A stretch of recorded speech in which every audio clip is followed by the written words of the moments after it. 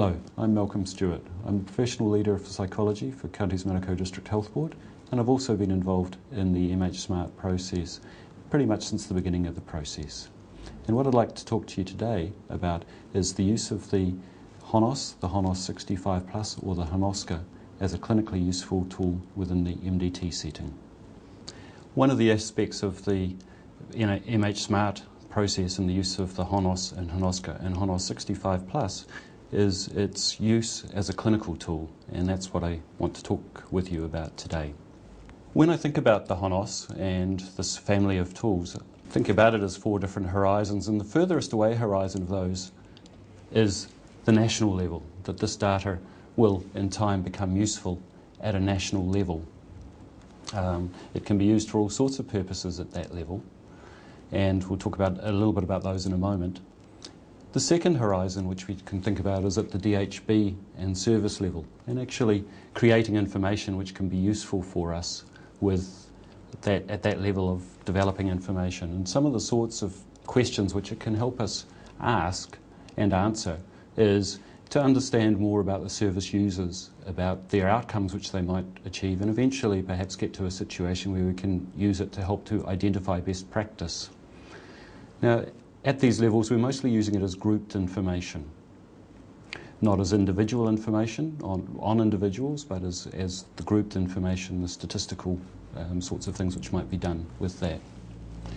Now, at a horizon which is much closer to us, which this information can be useful, is thinking about the clinician and client interaction, the conversation which we have with our clients in mental health services, and understanding each other's perspective on what's happening at that level.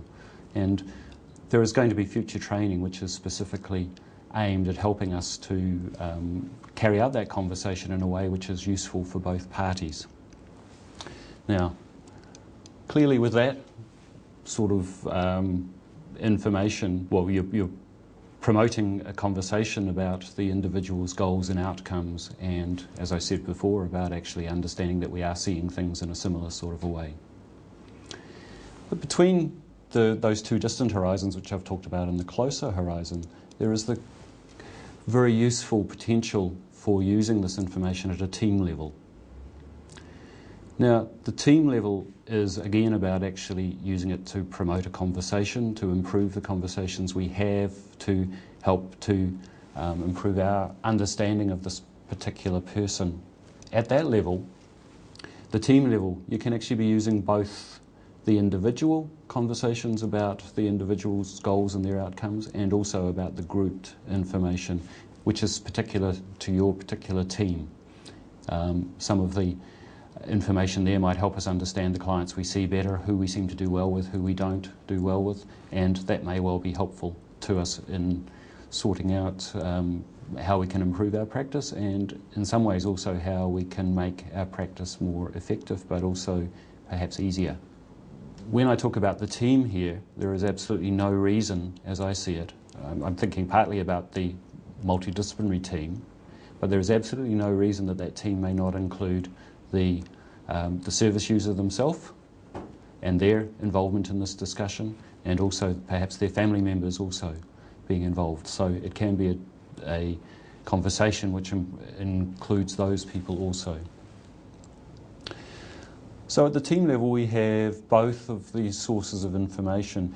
One of the things which you really notice as I go around and talk to different teams about the HoNOS and about its use is that we often find that people are very aware of its use perhaps at a national level, that this is data which they're collecting and they're pumping off down to Wellington to be used for who knows what really. Or they may be aware of its use perhaps being collected for the DHB and for in some way to evaluate services and so on. But what I often find is that its use as a clinical tool for that conversation with the individual consumer, client, is lost, and also its usefulness as a clinical tool for helping with our team and making our team work better is also lost.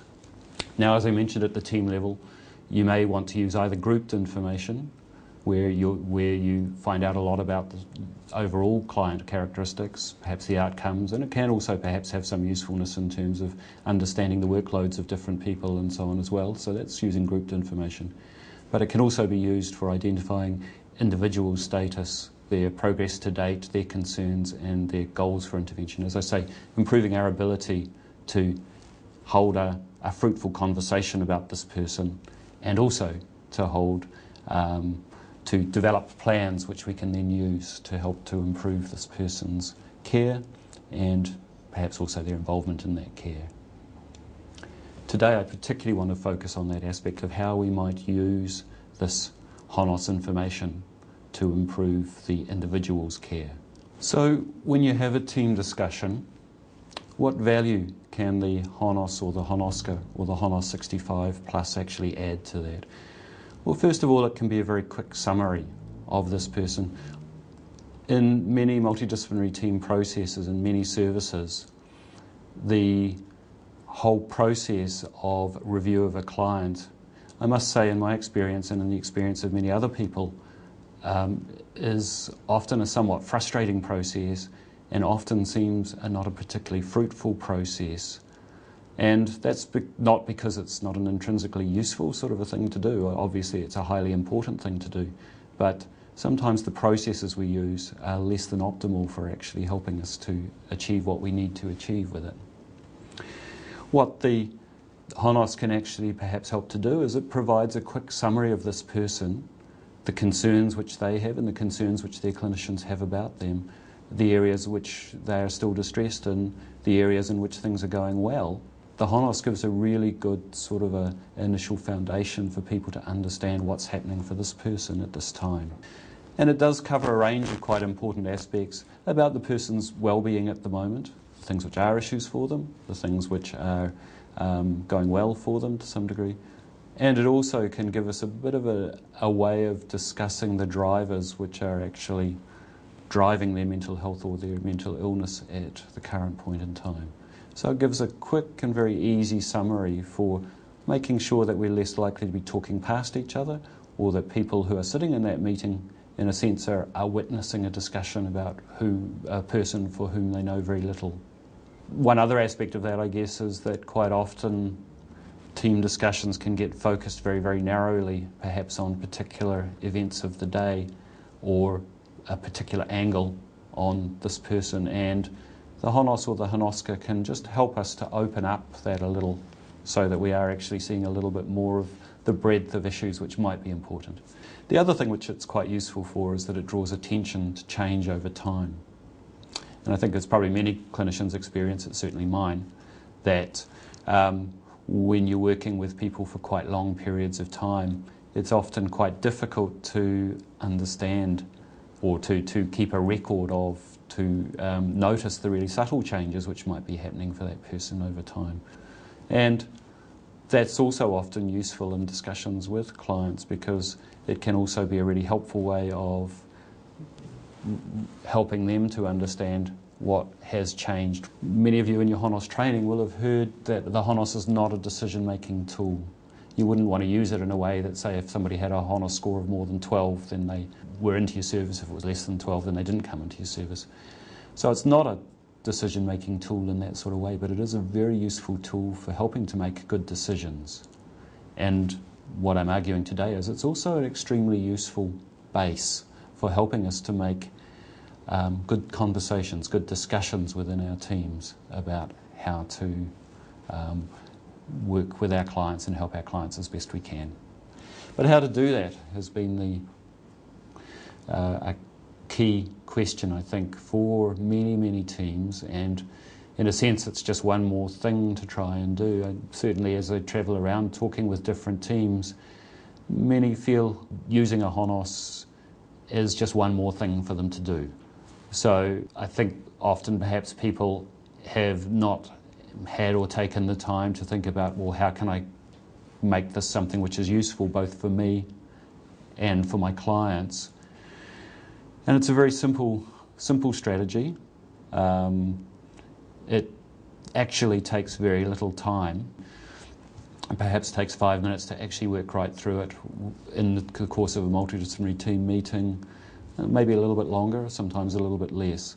So it's a very, very simple and time-efficient process, but I think actually really helps us to get much more focused in terms of our discussion and in terms of our ability to understand both the issues which is going on for this person and the possible solutions to that.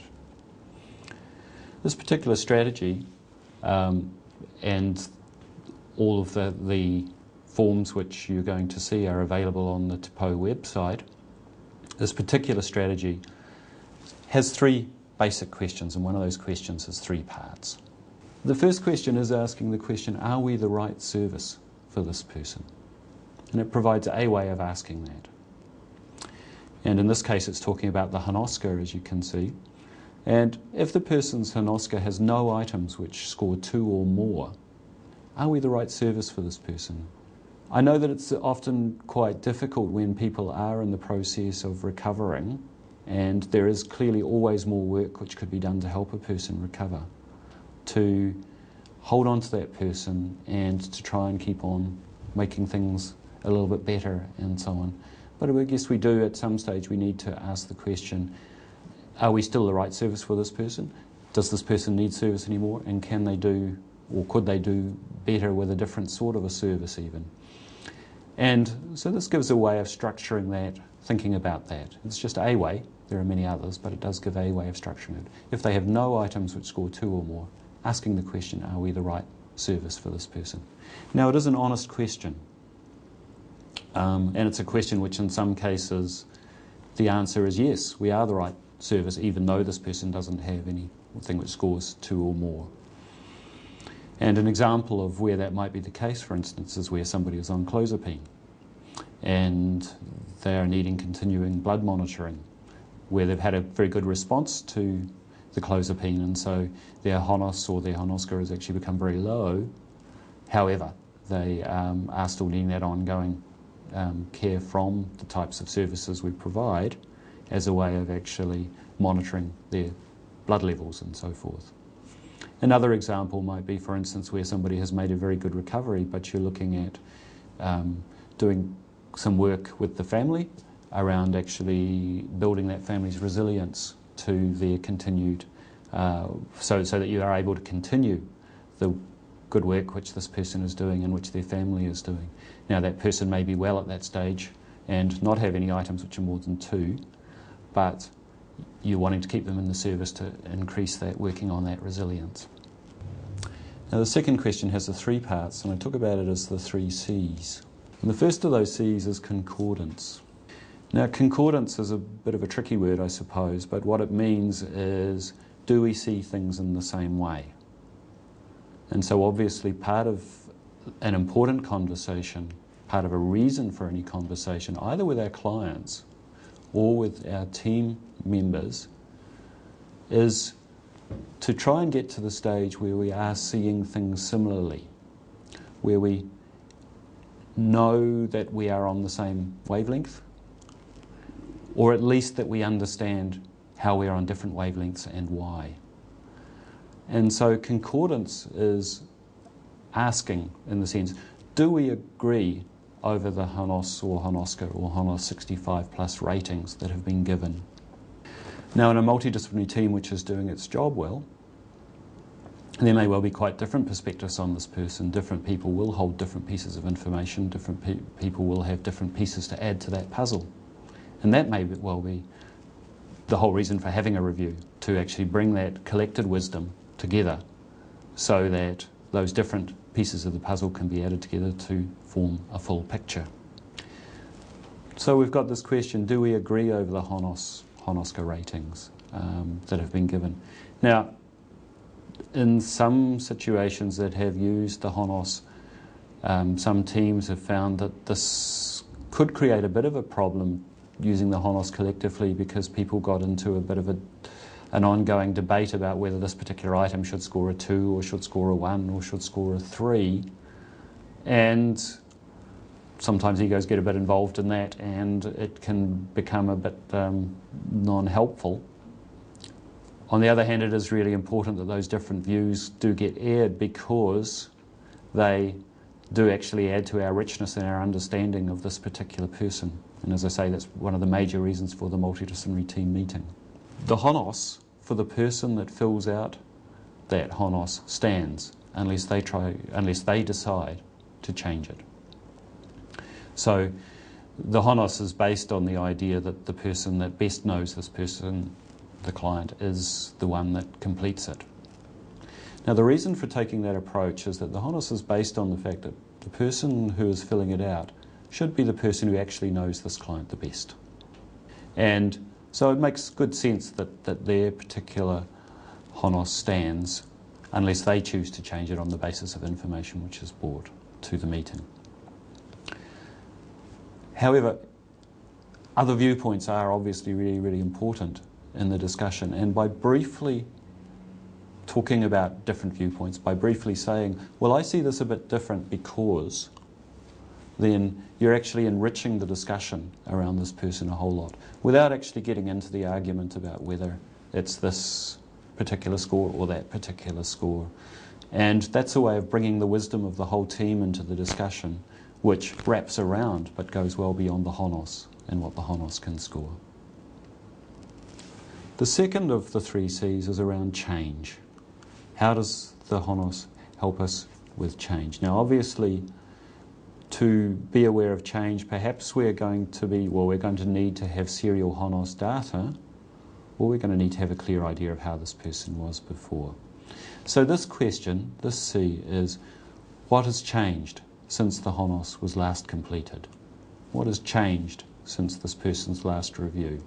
And this includes both the positive and the negative changes. And what we suggest with this process to do is that you give a very brief summary of the items which have got better or have got worse over that time. And if you have ideas or knowledge about why these things might have changed, actually stating that, for instance, this person's psychosis appears to have got much worse, their hallucinations and delusions have got much worse, and that appears to be because they stopped taking their medication a month ago. Really, really useful to be able to put that information in. Similarly, if you were able to say, this person seems much more depressed now, and it seems to relate to the fact that things are going very, very poorly in their accommodation at the moment, that their accommodation isn't suiting them well, then that's an extremely useful sort of a thing to be able to say. And again, enriching the conversation and using that idea of change as perhaps recorded by the HoNOS. Now, as I said earlier on, quite often these changes over time are quite subtle, and quite often some things will get worse while other things are getting better. For instance, with somebody who has perhaps a psychosis, we're often really aware of an improvement in their hallucinations or delusions, but at the same time they can be becoming increasingly more depressed. And whilst this is something which people are no doubt very aware of and are very focused on, it's also actually really useful to have the depression item of the HoNOS sitting there, which can actually give you a bit of a reminder, or can actually give a bit of a way of representing that process is happening. Now, in some ways, perhaps the next of the 3 C's, the last of the 3 C's, is one of the really, really key parts of what should be driving our MDT meetings and making them as absolutely as useful as they can be for ourselves as clinicians and for our clients. And that's asking, what are the concerns for this person right now? What are we concerned about? What are they concerned about? And what plans are or should be in place to address these? And how I suggest this gets used as part of this process is that you address those two things together, that you address both what the concern is and also what plans are or what need to be put in place to actually address that issue. And the way of using the HoNOS to help us with that is to sort of say that for any item which has a score of 2, you ask the question, do we need a plan to help to address this item now? Under the traditional HoNOS sort of scoring, 2 is seen as being the score which shows a clinical level problem. And so perhaps under traditional HoNOS scoring, you might well say that an item of 2 should have a plan because it is a clinically significant issue. Perhaps with the complexity of people that we're often dealing with, though, we actually need to be able to take a step back from that and say, what are our priorities now? There are often many different things which are happening for this person, and it may be overwhelming either for that client or for their family or for the clinicians to be trying to deal with all of those things at once. So this item with a score of 2, we can say, do we need a plan to help to address this right now? For an item which has got a score of 3 or 4, a plan is needed. Every of those items which are scoring 3 or 4, there should be something which is happening, which is to help to deal with that. Now, what might be happening might be helping to get to a situation where a plan can be implemented for that person, for that item, but there needs to be something happening which is helping to address that issue. If a plan can't actually be developed right now for that, then you're actually needing to make sure that you're on the road to actually addressing that issue. But most of those things, there should be some sort of active plan which is involved if the person is scoring a 3 or a 4 on that item. But the HoNOS here, I think, is a useful tool for helping to structure that thinking by thinking about, okay, this item has a 2, do we need a plan right now? And maybe yes, maybe no.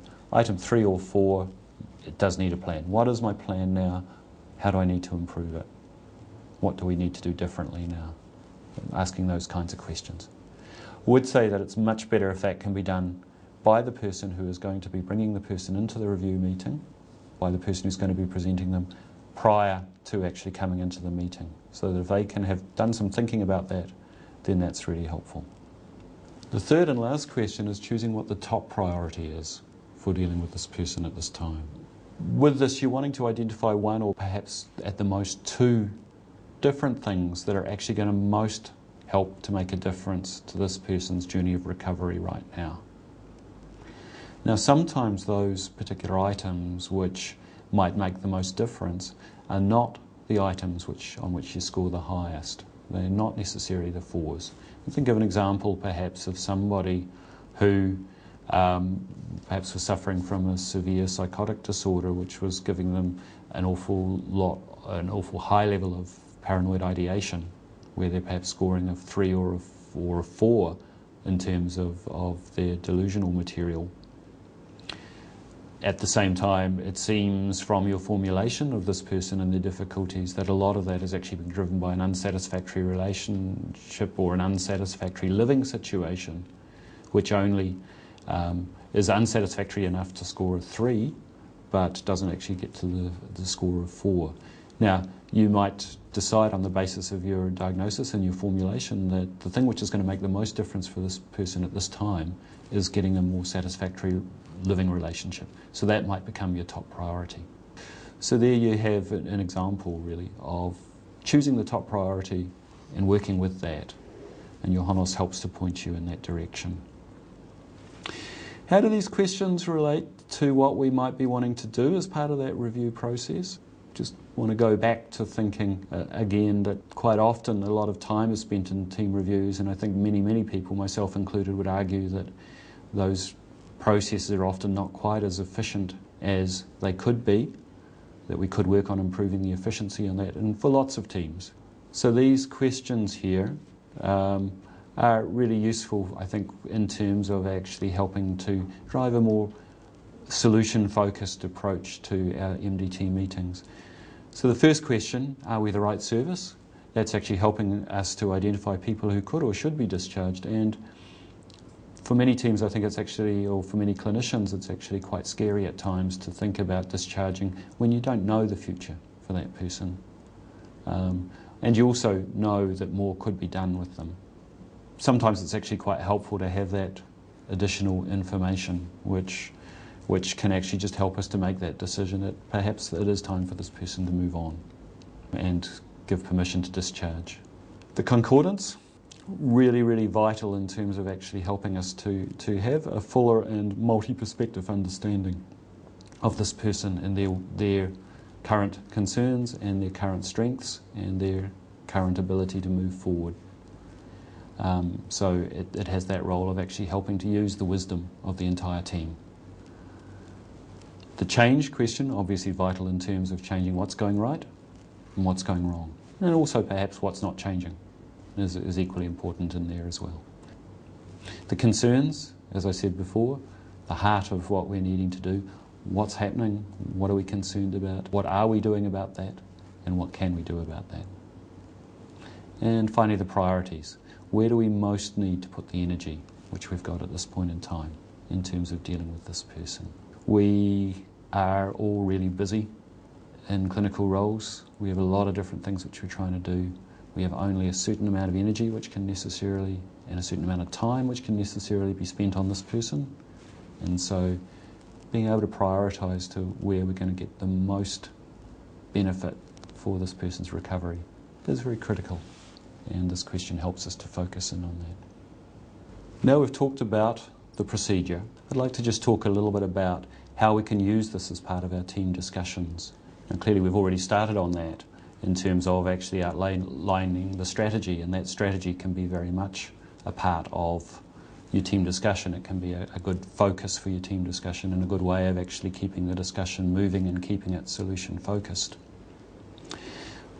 Two other things which I think really help with a team discussion is, firstly, if people have done a little bit of preparation beforehand and have gone through and thought about, completed the HoNOS obviously, and thought about what the scores might mean, related them to previous HoNOSs, and actually gone through and just done a little bit of thinking about this person and about the primary issues for this person at this time.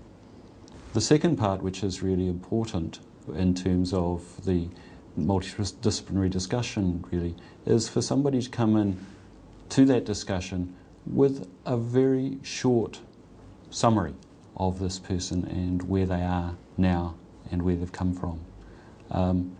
Sometimes within meetings these discussions can be very long and perhaps somewhat ill-focused, and it's probably one of those situations where in fact less is more. That if we can keep that discussion really brief and really focused on what the key issues are, then we have an ability to actually make the discussion far more useful than it might otherwise be if it got longer, and so that people are no longer able to focus on it.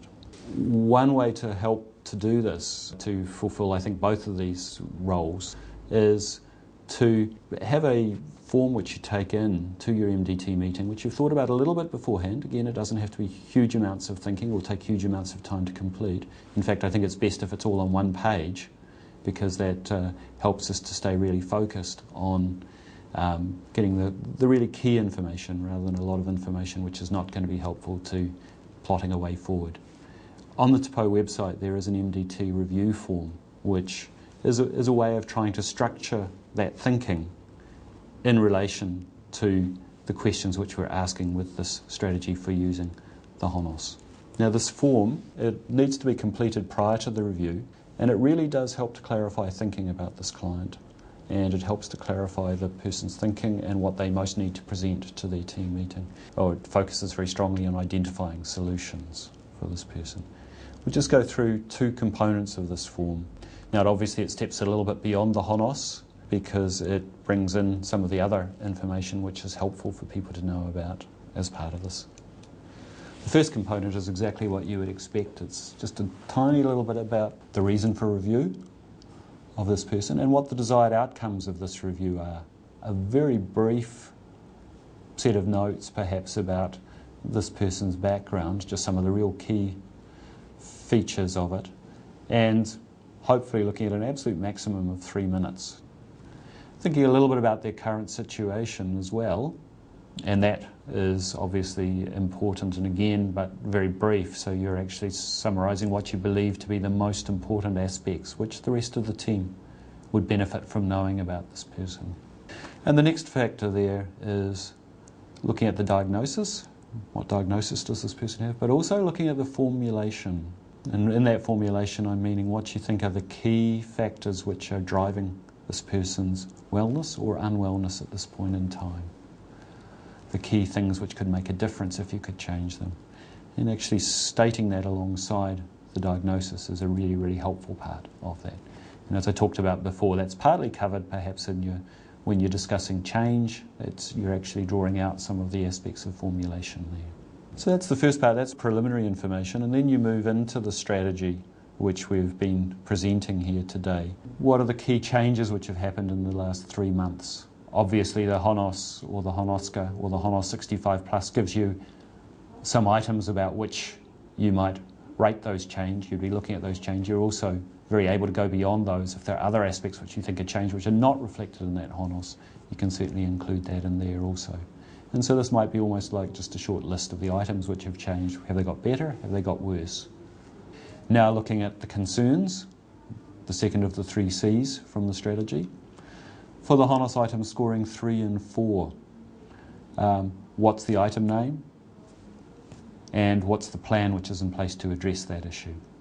You can see there that at the top there, it also, as part of the concerns, it also addresses if there aren't any of the items which are scoring higher than 1, are we the right service for this person? So that is covered there on this form, and so you would want to think about that. And if the person was in that situation, that 1 was their maximum score, that you were thinking, why are we still working with this person? Is there a good reason for that? And be prepared to present that reason to your team when you present. So that's the 3 or 4s you're asking there.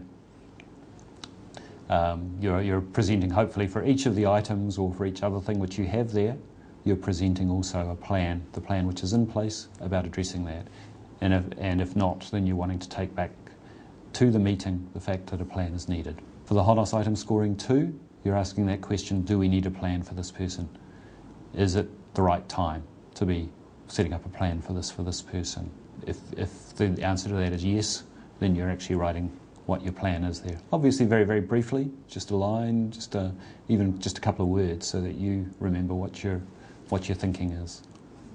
Now at the bottom there, other concerns or goals which are not reflected by the HoNOS items or the HoNOSCA items. And so there may be other issues which are going on which you also want to raise with the team, which you also want to discuss as a concern. So you have that space there for both those concerns and those goals. And finally down the bottom, the top priority for the next 3 months. And so that might again be just either the 1 or the 2 priorities. So this provides a really brief sort of 1-page way of utilising the strategy and presenting that strategy back to your team in a very straightforward and easy type of a way which they can hopefully make the most use of, and that people can really feel involved in the discussion. So on this slide you can see the different questions which you're asking and how they relate to this form. The concordance obviously flows throughout the form, and so there may be discussion which helps to enrich the team's understanding and brings in line the team's wisdom about this particular person throughout the entire discussion. So the concordance flows through the entire thing. Change is actually presented first here, so that you're setting the scene of what's changed, what's got better, what hasn't got better, what's got worse. And then into the concerns next, although you're also, as part of dealing with the concerns, you're also asking, are we the right service if the person doesn't score more than 1 on any of the items? And so down through the change, through the concerns, and to the priorities. So you can see those questions are encapsulated very, very briefly. My suggestion is that people complete this MDT form prior to coming into the meeting so that they have those there and so they can pick up on the important things which they've thought about in the past. Again, it's 1 page. When you know your clients well, it takes very, very little time to fill it in, maybe only 10 minutes or 5 minutes prior to the meeting. The structure, it looks long, but it doesn't need to be. With a little preparation beforehand, it can help to make team meetings much more efficient and effective, and the discussions in those meetings actually much more useful.